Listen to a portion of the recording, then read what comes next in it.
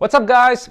So I was catching up with three friends a few days ago, and they're all working different industries. One of them in logistics, one in advertising, and one in HR solutions. And the question came up, hey, how's work? How's it going? And every single one of them feel more stressed in the last few months because they have a new manager with a reputation for being hard to please.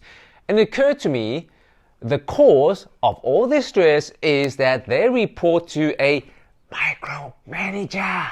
Micromanager!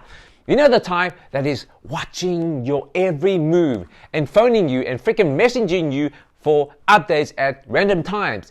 You feel like they don't trust you or they trust themselves enough, which is why they need constant check-ins. And I know this behavior is driving you freaking nuts. Trust me, I know how you feel because I worked under a micromanaging CEO for many years. And I can remember the micromanaging would get especially tense when they have their annual profit reporting with the investors. I mean, that whole week, the micromanaging would just turn up a notch as if it's not enough. So imagine no laughter, no joking, no music, no chit-chat allowed in the office. I would get so stressed. I'm convinced I went bald during that period. I am convinced. But here's what's interesting about the CEO's behavior. Even though that I was the top performer in the company, I noticed that he was doing this to the whole sales team. It was not personal. So that's the good news. It wasn't personal. So I'm going to share one of the questions that helped me manage the CEO's behavior and basically how I survived. And I want you to start off by asking yourself this question, and that is, what can I do to help them feel in more control? Basically help them set expectations and build trust in me. In my case, what's important to the CEO is that he needs to know what the weekly revenue is that's coming in every single week. For example, what is the status of the pipeline? What is the average deal size? And have the clients agree to either verbally or via email on the deal? So what is the most important thing that you can think of today that will help their CEOs to match their expectations?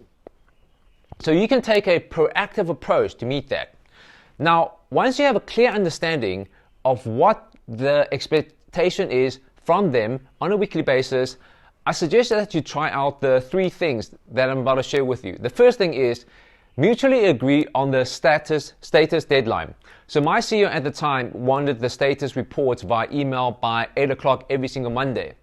So what I used to do is I'll type out my status summary on a Friday and then click send at 8 o'clock each Monday. The second thing is agree to what to include in the status report, perhaps the goals, the progress, the plans. So in my case, I listed the 5 projects that I'm working on each week, and I included the following things just to give it more context. First of all, the status of each project.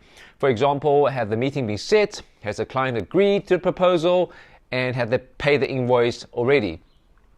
And then you can customize this depending on your role, of course.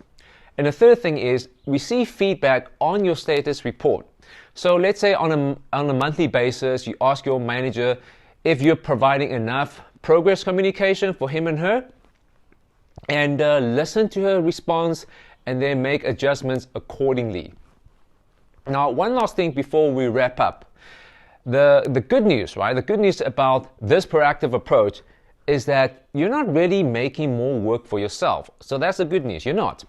You're simply changing the way you communicate by ensuring them the status of your work before they ask for it. That's the main thing. You send it before they ask for it. And you're not really changing what you're doing on a daily basis.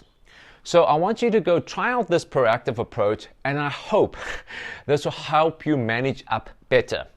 All right, guys, till next time. Cheers.